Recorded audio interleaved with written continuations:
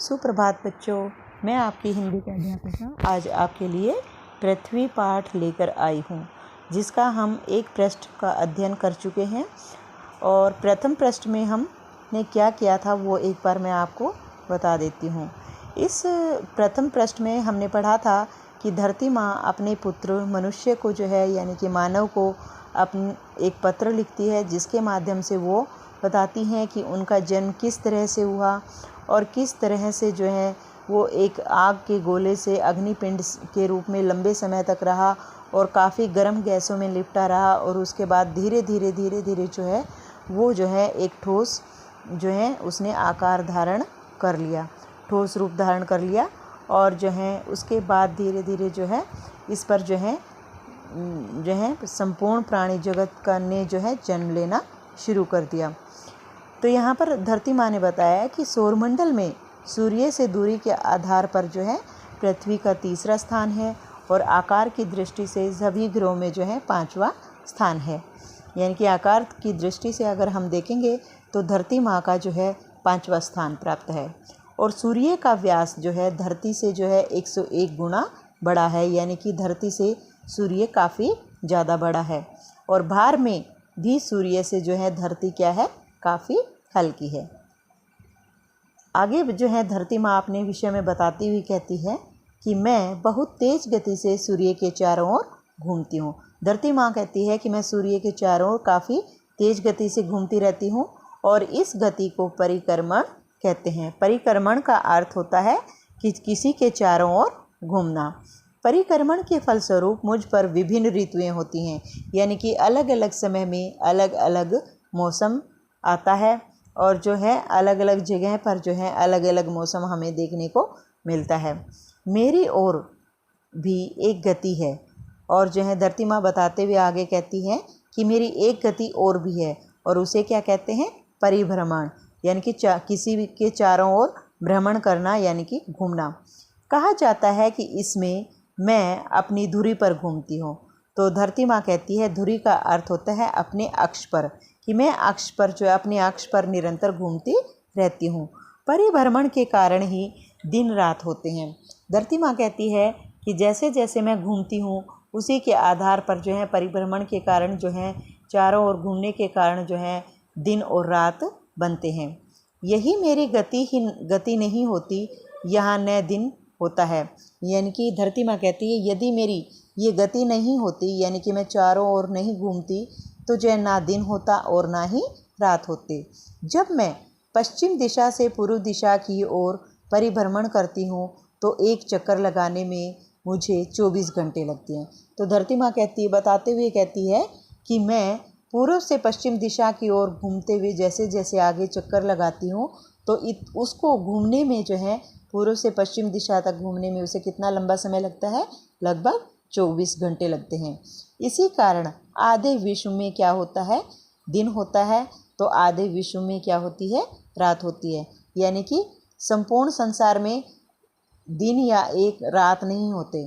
आधे संसार में क्या होता है, दिन होता है, और आधे में क्या होता है, रात्रि का समय होता है।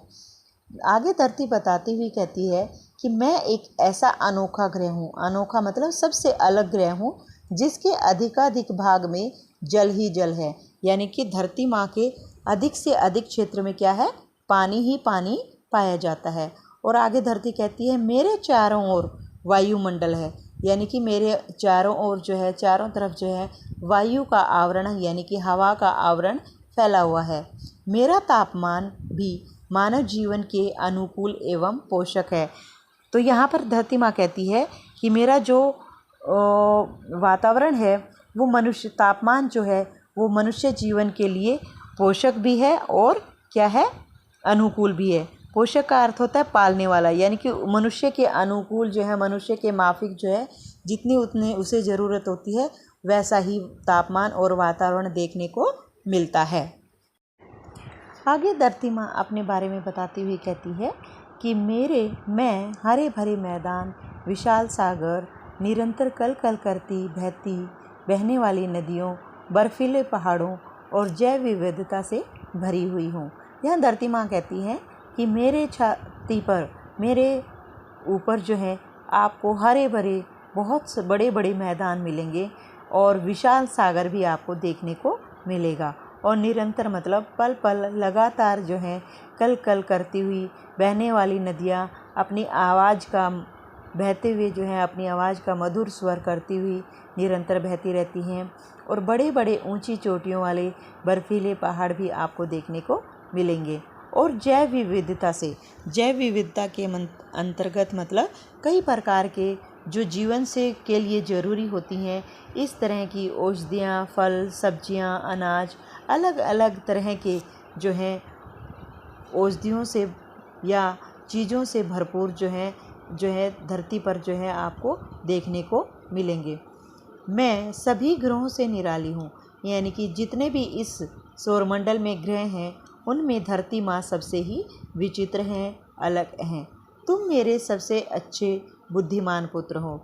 यहाँ धरती माँ कहती है कि तुम मेरे सबसे अच्छे भी और बुद्धिमान, यानी कि जिसके अंदर सोचने समझने की क्षमता हो, जिसके अंदर सही और गलत में अंतर करने की समझ हो। लेकिन आज तुम्हारे बढ़ते उपभोक्तावाद यानी कि उन्नति और तरक्की या विकास के कारण जो है कि अंधाधुंध दौड़ के कारण जो है अनियंत्रित होते कूड़े कचरे के फैलाव, बढ़ते प्रदूषण के कारण मुझे सांस लेना भी मुश्किल हो रहा है। यह धरती माँ कह रही है कि जिस तरह से तुम निरंतर आगे बढ़ते जा रहे हो, उन्नति करते जा रहे हो, तरक्की करते जा रहे हो, आधुनिक जो है समाज की ओर बढ़ते जा रहे हो, वैसे वैसे जो है जहाँ पर भी देखो वहाँ अनियंत्रित यानी कि जिन पर काबू न पाया जा सके ऐसे बड़े बड़े कूड़े कचरे के ढेर हमें देखने को मिलेंगे। और जिनके कारण जो है संपूर्ण धरती पर जो है क्या बढ़ जाता है, प्रदूषण बढ़ जाता है। जैसे फैक्ट्रियों से निकलने वाला धुआं, घरों से निकलने वाला धुआं, चिमनियों से निकलने वाला धुआं या वाहनों के कारण जो है वाहनों से निकलने वाला धुआं जो है उनके कारण धरती माँ का जो है सांस लेना मुश्किल हो रहा है। और धरती माँ का ही नहीं, इस पर रहने वाले जितने भी प्राणी हैं, संपूर्ण प्राणी जगत का जो है सांस लेना मुश्किल हो रहा है। मैं सिसकती हुई रोज़ यह बताती हूँ, धरती माँ कहती है मैं रोज़ रोते हुए और जो है दुखी होते हुए रोज़ कहती हूँ कि बढ़ते प्रदूषण ने मेरे विविध रंगों को बेरंग कर दिया है। यानी कि मेरे ऊपर जो है प्रदूषण जब नहीं था तो अनेक प्रकार के रंग देखने को मिलता था। आज जो है वो सारे रंग क्या हो गए हैं, बेरंग हो गए हैं, खराब हो गए हैं, धूमिल हो गए हैं। अब जो है एक भी रंग दिखाई नहीं देता। इसलिए तुम्हें प्रयत्नशील रहना चाहिए। प्रयत्नशील का मतलब है कि तुम्हें जो है निरंतर जो है जीवन में जो है क्या रहना चाहिए, कोशिश करते रहना चाहिए कि मुझ पर जो है धरती पर जो है प्रदूषण ना फैले और उसको कम करने की कोशिश लगातार करते रहना चाहिए। मैं जीवन के हजारों रंगों के लिए सदा हंसती और खिलखिलाती रहूं।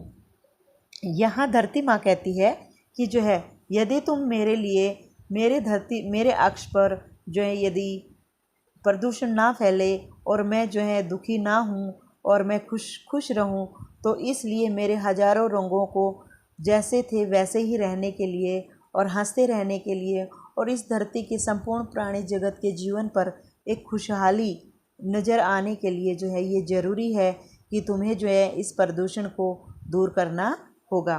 आखिर मैं रहूँगी तभी तो तुम्हारी सांस चलती रहेगी। यहाँ धरती माँ कहती है यदि मेरा जीवन रहेगा तो तुम्हारा जीवन भी संभव है। अगर मेरा जीवन समाप्त हो गया या मेरा अस्तित्व समाप्त हो गया तो तुम्हारा जीवन भी क्या हो जाएगा, समाप्त हो जाएगा। तो यहाँ तुम्हारी माँ पृथ्वी और इस तरह से धरती माँ अपने पुत्र को क्या कर लिखती है, एक पत्र लिखती है। तो आइए हम सभी धरती माँ पर फैले हुए जितने भी प्रदूषण हैं उनको दूर करने की कोशिश करें ताकि जो है पृथ्वी माँ सुरक्षित रह सकें। अलग अलग तरह के पेड़ लगाएं और जो है सभी को खुश रहने में सहायता करें। तो इस पाठ के शब्दार्थ याद करेंगे और इसको अच्छे से अध्ययन करेंगे। धन्यवाद। सुरक्षित रहिए और घर पर रहिए।